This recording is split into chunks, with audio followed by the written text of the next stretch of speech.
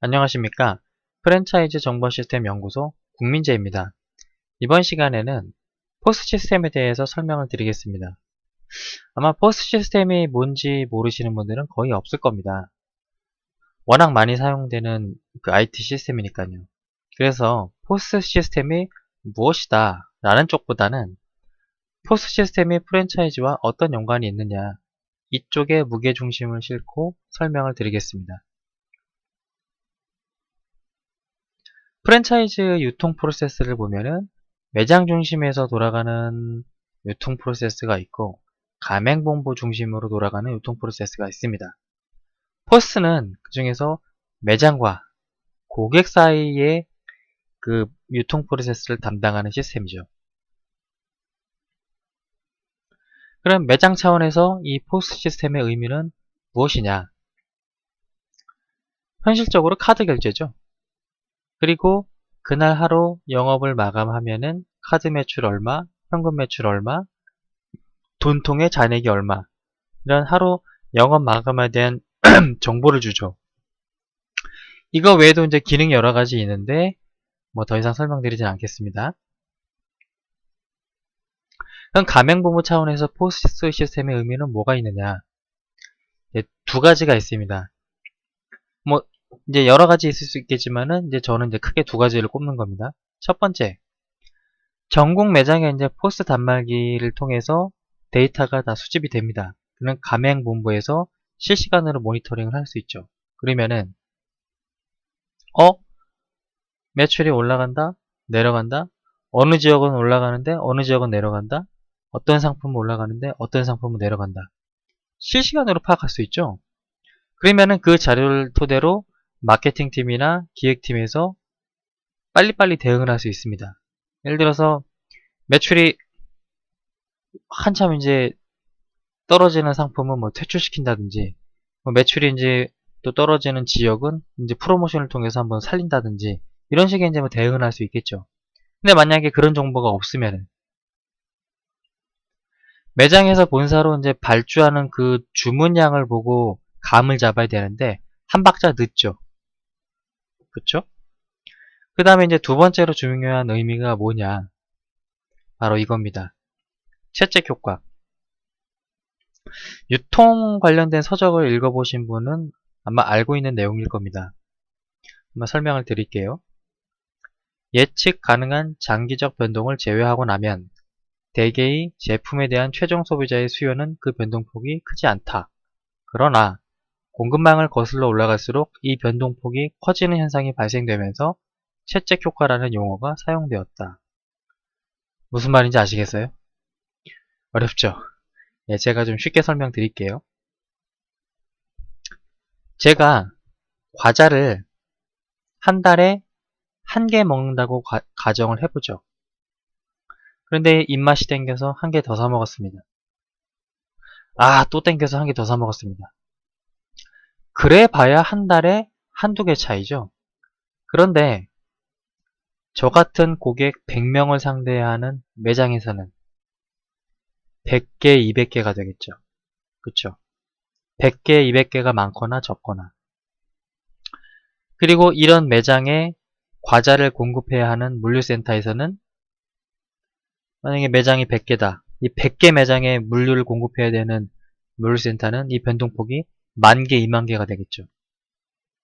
그리고 이런 물류센터에 과자를 공급해야 되는 생산업체에서는 이거보다 변동폭이 커지겠죠. 즉 공급망을 거슬러 올라갈수록 변동폭이 커지는 게 마치 채찍과 같다고 해서 채찍 효과라고 합니다. 그럼 이게 왜 중요하느냐? 자, 만약에 매장에서 과자 재고를 100개를 보유하고 있었다고 칩시다. 만약에 그달 안에 100개를 다 팔면은 아무 문제 없죠. 그런데 과자가 더 땡겨서 하나 더 사 먹으려고 오는 고객이 늘어나면은 재고는 100개밖에 없는데 그만큼 모자르겠죠. 예를 들어 30개 정도가 더 팔 수 있는데 재고가 없어서 못 팔았어요. 근데 주문하면은 다음 날, 내일이나 모레 도착한대요. 그러면은 그 기간 동안에 팔지 못한 재고, 그 과자는 기회비용으로 날리는 거죠.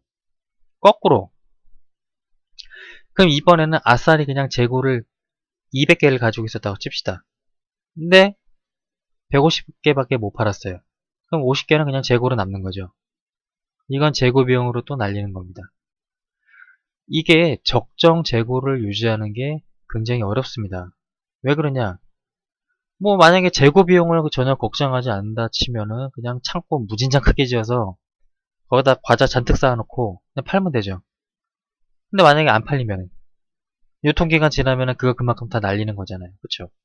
그렇다고 이 비용 아끼자고 창고를 너무 작게 지으면은 수시로 그걸 채워야 되니까 배송 비용이 올라가죠.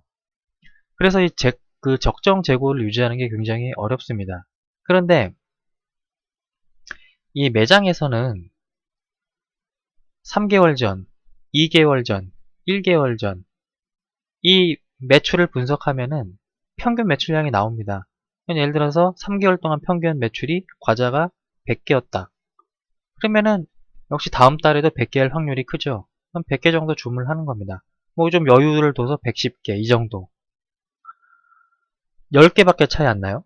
여유분이 예를 들어서. 그런데 이 매장에 과자를 공급해야 되는 물류센터는 이 매장마다 뭐 평균 매출이 다 100개라고 칩시다. 근데 혹시 몰라서 여유분으로 10개를 더 주문하는 데도 있고 아닌 곳도 있고 그러면 그만큼 변동폭이 커지겠죠. 그럼 거기에 맞춰서 또 재고를 준비하고 있어야 돼요. 그럼 단위가 커지죠. 그쵸? 그러면은 이 물류센터에 과자를 공급하는 생산업체에서는 그거보단 또 변동폭이 커지겠죠. 이게 이제 프랜차이즈하고 그럼 무슨 관계가 있느냐? 만약에 이 생산업체가 물류센터에서 발주하는 주문량을 토대로 생산 계획을 맞추는 것보다는 차라리 매장 매출을 토대로 생산 계획을 맞추는 게 훨씬 유리하겠죠.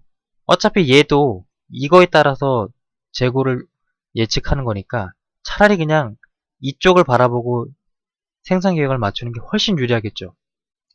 이게 바로 프랜차이즈가 일반 유통업체보다 유리한 이유입니다. 프랜차이즈는 포스 시스템을 가지고 있죠. 즉 전국 매장의 매출을 실시간으로 파악할 수 있어요. 그럼 거기에 맞춰서 생산 계획을 잡을 수 있죠. 훨씬 유리한 겁니다. 그런데 만약에 이 포스 시스템을 가지고 있지 않다?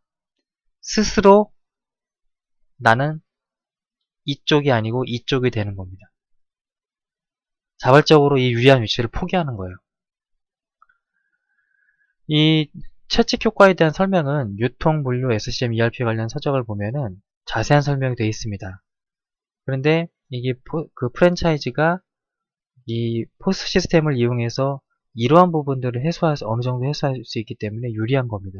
이거를 잘 파악하시기 바랍니다. 그럼 가맹본부하고는 무슨 관계가 있느냐? 자, 프랜차이즈 가맹본부의 하위 조직일까요? 뭐 직영점은 그럴 수 있겠죠? 근데 일반적인 가맹점은 절대 하위 조직이 아닙니다. 착각하시면 안 됩니다. 엄연히 사업자 대 사업자 계약 관계입니다. 가맹점은 가맹금과 로얄티를 지불하고 그 브랜드와 인테리어를 쓰는 거죠. 대신에 가맹본부는 물류에 대한 독점 공급권을 갖는 거죠. 계약 관계입니다. 하위 조직이 아니에요. 그러면은 이 포스 시스템에서 나온 이 가맹점 매출은 가맹본부에서 회계 처리 대상인가요? 아니죠. 참고사항은 되지만은 회계 처리 대상은 아닙니다. 이 매장에서 그 물류를 사용하기 위해서 가맹본부로 그 물류 발주를 하죠. 이거는 가맹본부 매출입니다. 이거는 회계 처리를 해야 돼요. 하지만 매장 매출은 회계 처리 대상이 아닙니다. 즉 포스 시스템에서 나온 그 정보는 회계 처리 대상이 아니에요. 이거를 잘 아셔야 됩니다. 그럼 이 포스 시스템이 한계가 없느냐? 있습니다. 뭐냐? 포스 시스템에서 나온 그 매출 정보가 매출이 막 올라간다? 왜 올라가지? 우리 그 상품을 고객들이 좋아하나 보다. 그걸로 끝입니까? 아니면은 매출이 막 하락하고 있습니다. 왜 하락할까? 이유가 뭐지? 자, 포스 시스템을 통해서 매출 분석을 하고 그 변동폭은 파악할 수 있지만 이유가 뭔지까지 알려주진 않습니다. 그 원인, 이유는 별도로 파악해야 합니다. 예를 들어서 자, 예를 들어서 IMF나 글로벌 금융위기 같은 문제가 발생했을 때 고객들이 지갑을 꽁꽁 닫습니다. 그래서 전국적으로 매출이 떨어져요. 이거는 정말 불가항력적인 거죠. 그쵸? 그 다음에 이제 트렌드. 어떤 특정 이제 상품이 유행처럼 번지다가 이제 식상해지면서 매출이 쭉 떨어집니다. 이것도 사실 정말 어쩔 수 없는 겁니다. 상권. 일단 그냥 들어가지는 않습니다. 들어가기 위해서 이것저것 조사를 하는 거는 그 점주와 가맹본부의 그 능동적인 건데, 일단 들어가고 나서 그 상권이 변화되는 거, 옆에 경쟁점이 생긴다든지, 그 다음에 뭐 앞에 있던 횡단보도가 저쪽으로 옮겨가면서 고객 동선이 바뀐다든지, 이런 거는 정말 불가항력적인 거죠. 그 다음에 브랜드. 이 브랜드 이미지 때문에 그 매장에 영향을 받는 거, 이거는 매장에서 어떻게 할 수 있는 건 아닙니다. 거꾸로 매장 하나가 사고 치면 브랜드 전체가 피해를 보겠죠. 자, 이런 것들은 사실상 바로바로 인지가 가능한 것들입니다. 그리고 불가항력적인 거고.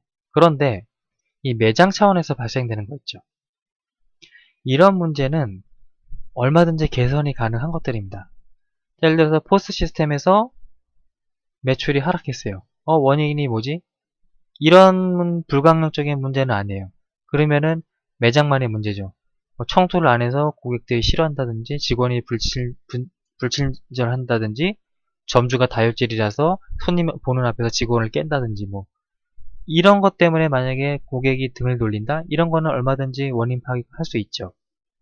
그러니까 포스 시스템을 통해서 매출 변동은 빨리 파악을 하되 그 원인은 다른 곳에서 다른 루트를 통해서 찾아야 합니다. 그래서 포스 시스템이 가지고 있는 한계는 이런 겁니다. 자, 지금까지 포스 시스템에 대해서 설명을 드렸는데 이 포스 시스템이 뭐다 이런 쪽보다는 프랜차이즈하고 어떤 연관이 있느냐 이런 쪽에 무게중심을 실어서 설명을 드렸습니다. 만약에 포스 시스템이 뭔지 더 궁금하신 분은 차라리 포스 업체에 문의하시는 게 더 빨라요. 예, 그럼 여기서 설명을 마치겠습니다. 다음 시간에 뵙겠습니다.